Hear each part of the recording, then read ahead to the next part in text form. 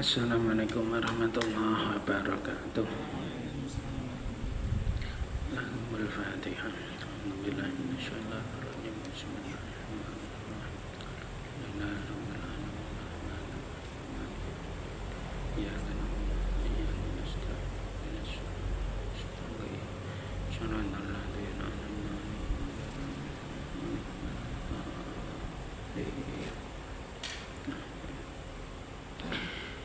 Bismillahirrahmanirrahim. Subhanaka la ilma lana illa ma 'allamtana innaka antal alimul hakim.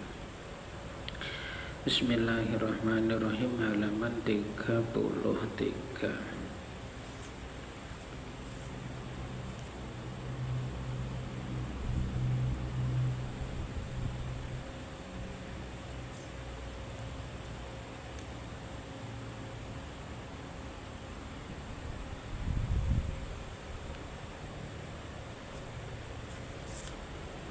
Satu dua tiga empat lima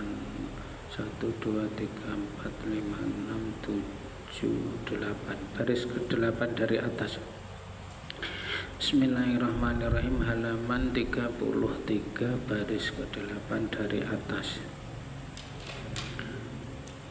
Wa tasarrufuhu fi nikahin masalan aw talaqin aw khul'in sahihun.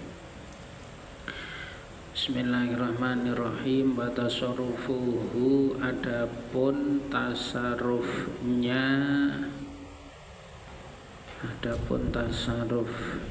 muflis.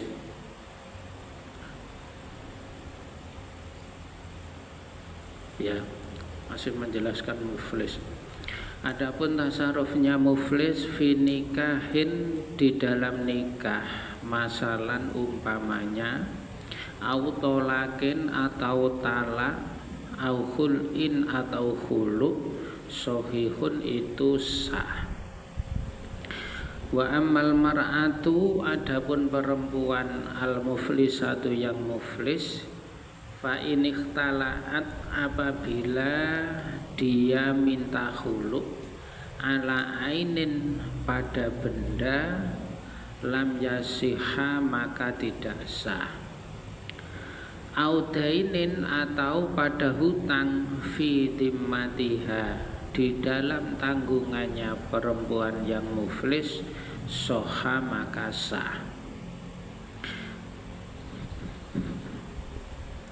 Masih menjelaskan tentang orang-orang yang tidak boleh mentasarufkan hartanya dibekukan.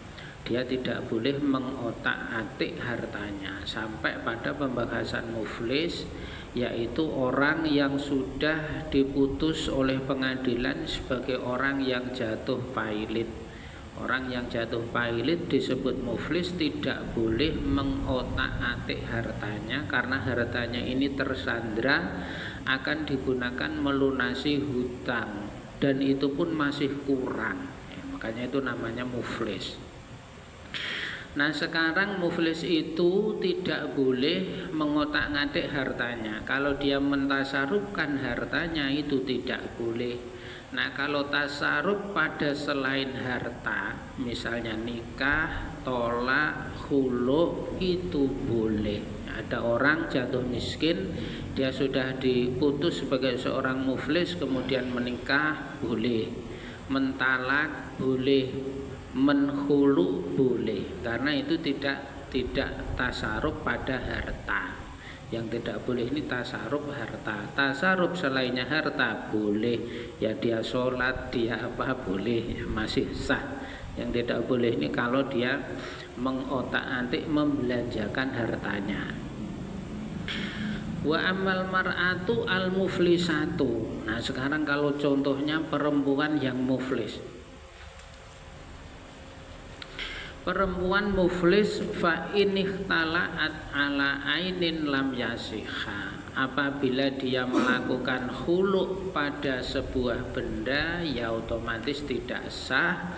Audainin fi dimmatiha soha, atau dia khulu' pada hutang yang di dalam tanggungannya, itu hukumnya sah, boleh.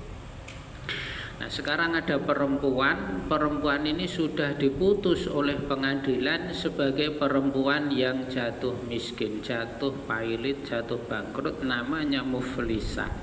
Kalau laki-laki muflis, kalau perempuan muflisah. Perempuan yang muflis, kalau laki-laki mukmin, perempuan mukminah, muslim, muslimah, muflis, muflisah. Nah sekarang ada perempuan sudah diputus oleh pengadilan sebagai seorang yang muflisah. Dia mengajukan khulu pada benda, ya pada hartanya sendiri, hukumnya tidak boleh. Jadi, di dalam pernikahan itu ada tolak, ada fasah, ada khulu, ya. Perpisahan antara suami istri itu ada 3 macam.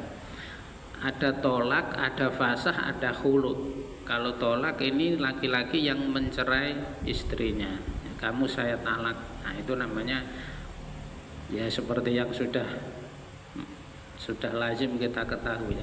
Perpisahan yang berasal dari suami namanya talak. Kamu saya talak. Kamu pulang saja ke rumah orang tuamu. Besok kamu saya antar pulang ke rumah orang tuamu. Sekarang siap-siaplah pakaianmu, masukkan ke dalam tas. Jadi talak itu ada yang kata-katanya sorih, ada yang kata-katanya kinayah. Yang sorih itu tidak butuh niat. Kamu saya talak, walaupun hatinya tidak niat, walaupun itu dalam keadaan emosi, marah dan lain sebagainya, jatuh talaknya. Yang kedua bentuknya kinayah. Kalau kinayah ini kalimatnya bukan kalimat talak, tetapi ada unsur itu pisahan. Nah itu harus ada niatnya. Kamu pulanglah ke rumah orang tuamu. Besok saya antar ke rumah orang tuamu. Kamu pulanglah ke Tanjung. Nah itu talak yang bisa jatuh kalau disertai dengan niat. Talak itu ada talak 1, ada talak 2, ada talak 3.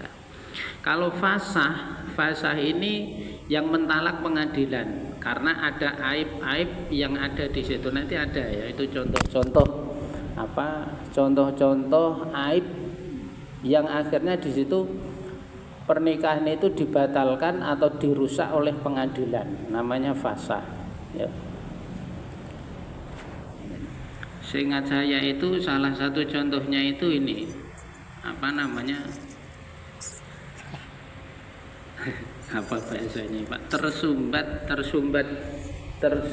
daging atau tersumbat tulang. Jadi itunya perempuan itu buntu, enggak bisa dimasuki. Itu termasuk aib yang akhirnya nanti ada pembatalan nikah. Nanti ada bab sendiri kan, di bab munakahat.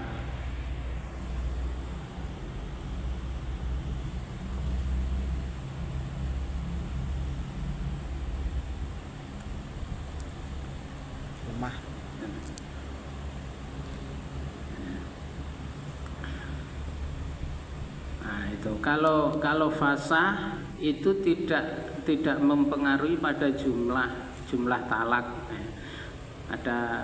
Ada suami istri, mereka dipisahkan oleh pengadilan, yaitu talaknya suami tidak berkurang, tidak mengurangi dari jumlah talak. Kalau mereka nanti bersatu kembali menikah lagi, maka tidak, hitungannya masih 3 talaknya suami itu. Nah yang hulu ini perceraian yang minta itu istri dan itu ada gantinya, ada iwatnya. Mas atau bang, aku ceraikanlah ini 100.000. Bang, aku ceraikanlah, aku minta cerai, ini gantinya, ini iwatnya, ini tebusannya 1 juta misalnya, 10 juta misalnya, dan seterusnya. Itu namanya hulu. Nah karena hulu ini ada sesuatu yang harus dibayarkan si perempuan itu kepada suaminya. Nah sedangkan dia itu dalam keadaan sudah divonis muflisah, maka dia kan nggak bisa memberi, dia nggak bisa memberi ganti kepada suaminya. Abang ceraikanlah aku, ini gantinya, yaitu namanya hulu. Nah sedangkan pas ini gantinya dia nggak bisa karena hartanya itu sudah disegel pengadilan, tidak boleh, tidak sah. Kalau pada dainin fi dhimmatiha boleh. Audainin fi dimatiha soha, kalau dia gantinya nanti adalah hutang yang berada di dalam tanggungannya, soha sah boleh. Abang ceraikanlah aku, ini gantinya 1 juta. Besok saya akan kerja ke pasar, besok saya akan ini akan itu, saya dapat upah 1 juta, 1 juta itu nanti untuk abang. Lah itu boleh. Audainin fi dimatiha. Kalau gantinya itu berada di dalam tanggungannya, nah itu boleh. Ya, muflisah. Titik. Wa tasarruful maridi, adapun tasarrufnya tasarrufnya orang yang sakit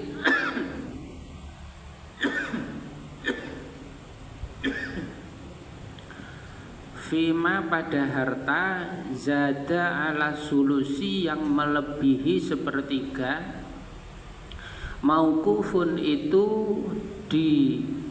digantungkan ala ijazatil warosati, atas pembolehan ahli warisnya. Fa'in ajazu, apabila para ahli waris itu membolehkan azzaida pada harta yang lebih, ala solusi pada sepertiga, ya soha maka sah, wa illa kalau tidak fala maka tidak sah. Titik. Sekarang contoh orang sakit. Orang sakit ini juga termasuk orang yang tidak boleh mentasarufkan hartanya pada keseluruhan hartanya, pada harta yang lebih atau melebihi sepertiga dari hartanya. Kalau dia mentasarufkan hartanya melebihi sepertiga hartanya, maka itu tergantung pada restu para ahli waris. Boleh dan tidaknya itu tergantung pada para ahli warisnya. Kalau ahli warisnya membolehkan lebih dari sepertiga, ya boleh lanjut. Kalau mereka tidak setuju, tidak membolehkan, ya tidak lanjut, hanya bisa pada sepertiga. Titik. Wa ijazatul warosati, adapun pembolehannya ahli waris, waradduhum dan menolaknya ahli waris, halal marodi pada waktu orang yang sakit itu masih sakit, layu tabaroni itu tidak dianggap. Wa innama yu'tabaru dalika, akan tetapi pembolehan atau restu dari mereka para ahli waris itu min ba'dihi, setelah dia mati. Ai min ba'di mautil maridi, artinya setelah orang yang sakit itu meninggal. Titik. Nah, ini ada orang sakit, dia mentasarufkan hartanya melebihi sepertiga. Kapan pembolehan dan tidak pembolehan itu kapan? Yaitu setelah orangnya meninggal dunia. Jadi ada orang sakit, yang kemarin itu sakit yang sudah tidak diharapkan lagi kesembuhannya. Ada orang sakit sudah parah, dia ngomong, rumahku ini saya kasihkan ke Pak Mahfud, misalnya dikasihkan ke Pak Mahfud, padahal hanya itu satu-satunya harta yang dia miliki. Ada orang sudah sakit parah, dia ngomong rumahku ini untuk Pak Mahfud. Nah itu, maka setelah nanti orang ini meninggal, itu tergantung ahli waris. Ahli warisnya membolehkan apa tidak, mengiyakan apa tidak. Kalau mereka mengiyakan, ya rumah itu dikasihkan ke Pak Mahfud. Kalau tidak, ya tidak. Orang sakit dia hanya bisa mentasarufkan hartanya hanya sepertiga saja. Kalau melebihi sepertiga harus atas seizin para ahli warisnya. Itu nanti juga ada sendiri bab yang menjelaskan tentang wasoya. Sama dengan yang tadi ini, ada khulu, ada tolak, itu nanti bab nikah ada sendiri juga. Nah, sekarang yang mau dijelaskan adalah orang sakit itu masuk dalam 6 orang tergolong pada 6 orang yang tidak boleh membelanjakan hartanya. Dia hanya boleh membelanjakan sepertiganya saja. Wa idza ajaza al-warisu, ketika ahli waris itu membolehkan, sumakola, kemudian dia berkata, innama ajaztu lidhonni, sesungguhnya saya membolehkan itu karena saya menyangka annal mala qalilun, sesungguhnya harta tinggalan itu sedikit. Waqad bana khilafuhu, dan benar-benar telah jelas kesalahan dugaannya atau prasangkanya ahli waris tadi. Sudiko biyaminihi, maka dia dibenarkan dengan sumpahnya. Ini ada ahli waris membolehkan, setelah membolehkan ternyata jumlahnya tidak seperti yang dihitung, tidak seperti yang diduga. Maka dia dibenarkan kalau mau bersumpah. Ya, nanti ada bab sendiri yang akan menjelaskan itu secara lebih gamblang. Aku menyangka hartanya itu cuma 10 juta, ternyata 1 miliar. Ya, kalau begitu enggak jadi itu nanti dia boleh atau dibenarkan kalau dia mau bersumpah. Wa tasarruful abdi, adapun tasarrufnya budak alladzi lam yu'dan lahu fitijarati, yang tidak diberi izin melakukan perdagangan, yakunu fi dhimmatihi, itu berada di dalam tanggungannya. Yang terakhir budak adalah orang yang tidak bisa membelanjakan harta. Kalau ada budak yang melakukan transaksi jual beli padahal dia tidak diberi izin oleh tuannya, oleh sayyidnya, maka berada di dalam tanggungannya. Wa makna kaunihi fi dhimmatihi, maksud kalimat yakunu fi dhimmatihi, annahu yutba'u bihi ba'da idkihi, yaitu akan diiyakan setelah dia merdeka. Idza ataqo, ketika dia merdeka. Fa in adina lahu as-sayyidu fit tijarati, apabila tuannya memberinya izin untuk melakukan perdagangan, sahha tasarrufuhu, maka dia boleh, tasarrufnya boleh sah, bihasabi dzalikal ibni, dengan memandang izin itu. Yang terakhir ini budak. Kalau budak yang tidak diberi izin oleh tuannya untuk melakukan jual beli, itu jual belinya tidak sah. Kalau dia diizini untuk melakukan jual beli, ya jual belinya sah. Misal ada budak disuruh pergi ke pasar, pergilah ke pasar, bawalah 2 karung beras itu jual. Nah, terus dia pergi ke pasar menjual 2 karung beras itu di pasar, terus dapat duit dibawa pulang, itu sah. Kalau tidak seperti itu, tidak diizini kok melakukan jual belinya tidak sah. Lalu bagaimana? Ya harus dibubarkan, dikembalikan lagi ke posisi semula. Yang berasnya ditarik lagi, duitnya ditarik lagi. Itu bab hajru, ada 6 orang yang tidak boleh membelanjakan hartanya. Bismillahirrahmanirrahim. Faslun, fasal. Fisulhi, menjelaskan tentang as-sulhi. Tidak terasa sudah sampai bab sulhi. Wahwa lughatan qat'ul munazaati. Kalimat as-sulhu kalau dalam segi bahasa artinya adalah qat'ul munazaati, memutus persengketaan, cekcok. Wasaraan, adapun sulhu dalam segi syarak yaitu akdun, akad, yahsulu bihi qat'uha, akad yang bisa memutus persengketaan, munazaah. Titik. Wa yasihu asulhu, suluh itu sah ma'al ikrori, besertaan dengan ikrar.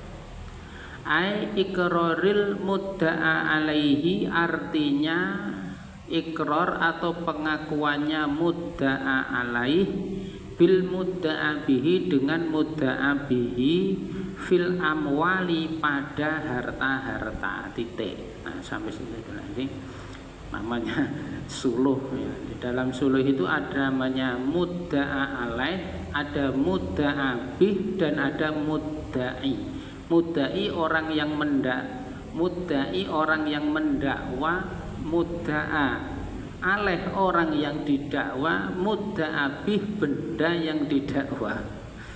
Mudda'i, mudda'a alaih, dan mudda'a bih. Ini anunya begini, asal usulnya begini. Pada suatu hari Pak Ipul datang ke rumah Bang Riko. Bang Riko, rumah yang Bang Riko tempati ini sebenarnya ini rumahku. Dulu Kek Haji sudah memberikan rumah ini kepadaku.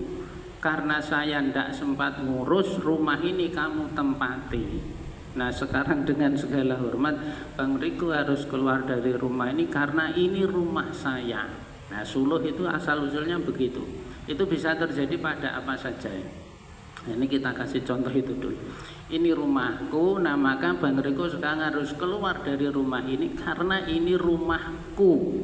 Pak Ipul itu namanya mudda'i, Bang Riko mudda'a alaih, rumah itu mudda'a bih. Suluh bisa sah setelah adanya ikrar, ya. Wa yasihu as-sulhu ma'al ikrari. Suluh itu bisa sah besertaan dengan adanya ikrar.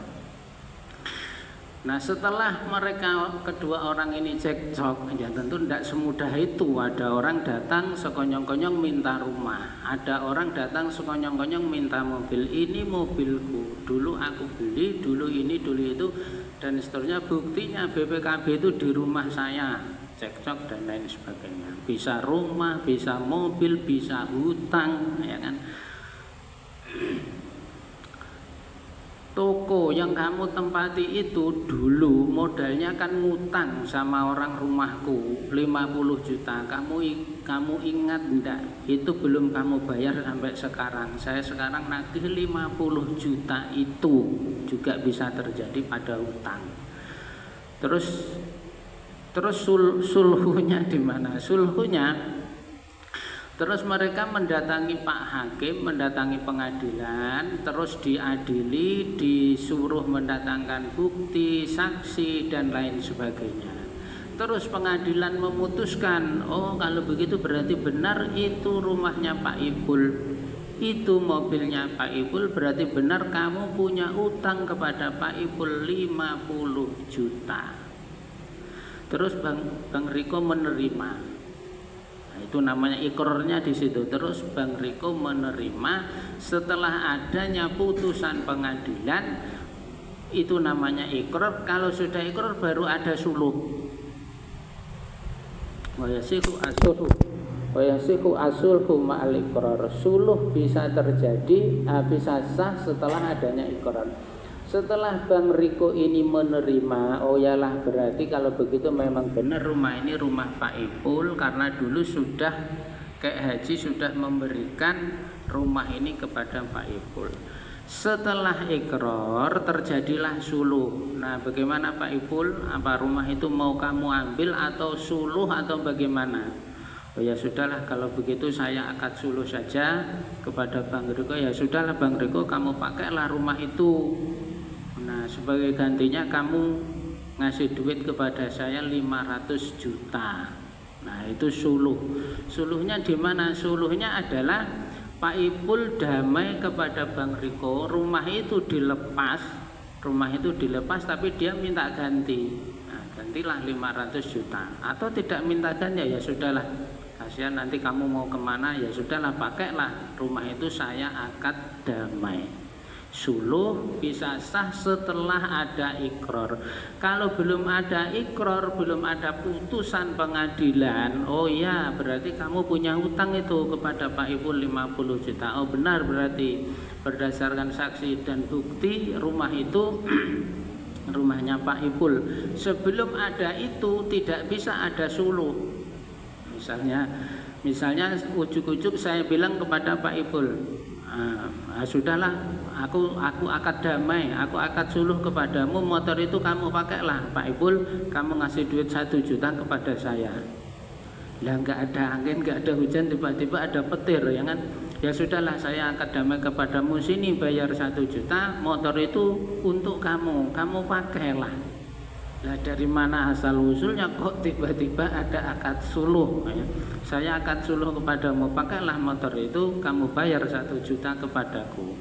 Nah, nggak bisa, harus ada iqrar dulu. Iqrarnya di mana? Setelah ada putusan dari Pak Hakim. Itu akad suluh. Nah, fil amwali pada harta-harta. Ya itu tadi, misalnya contohnya rumah, mobil dan lain sebagainya. Wahuwa dhohirun, nah yang seperti ini jelas, nggak ada pembahasan. Wa kadza ma afdhu ilaiha.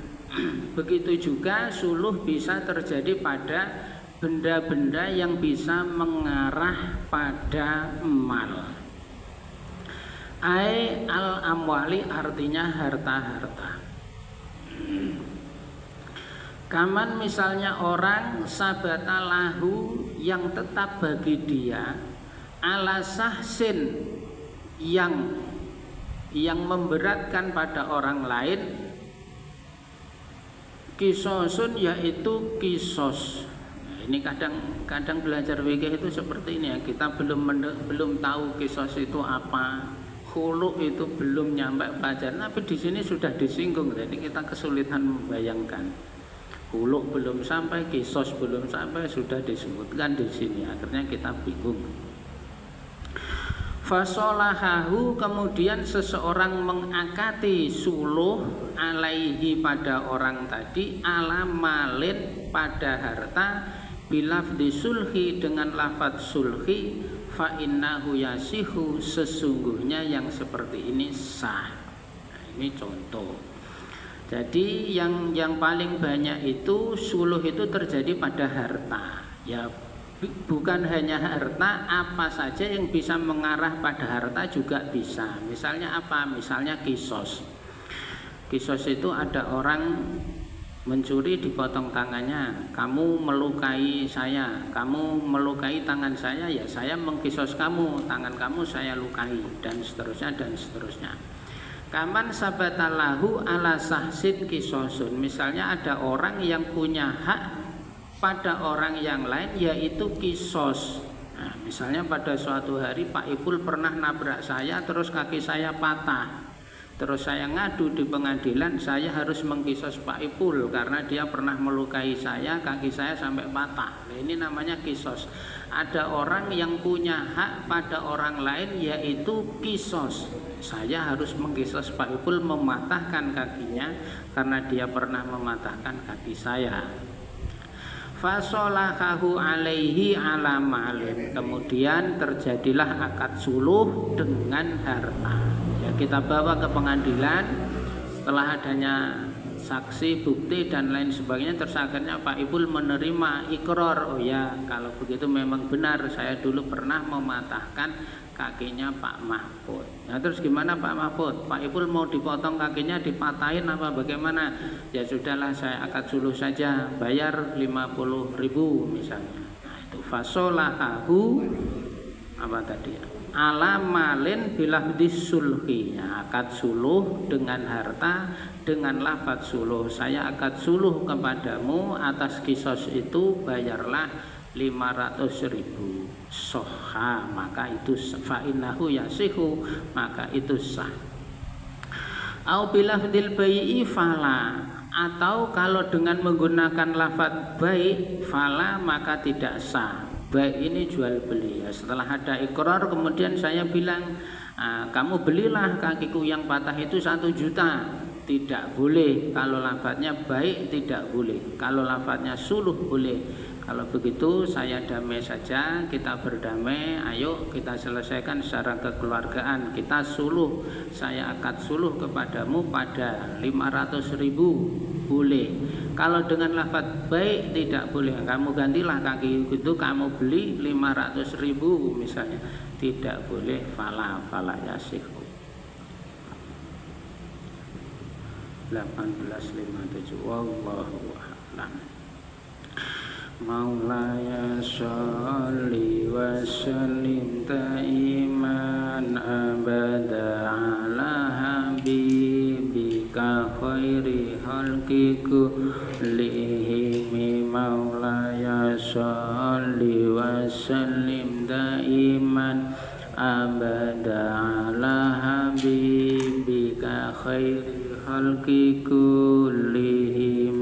Maulaya sholli wa sallim daiman abada ala habibika khairi khalqi kullihim. Huwal habibul ladzi durja syafa'atuhu likulli haulin minal ahwali muqtahimi. Ya Rabbi bil Mustafa baligh maqasidana waghfir lana ma madaya wasi'al karami. Sallallahu rabbuna ala nuril mubin Ahmadal Mustafa sayyidil mursalin wa ala alihi wa sahbihi ajmain. Assalamualaikum warahmatullahi wabarakatuh.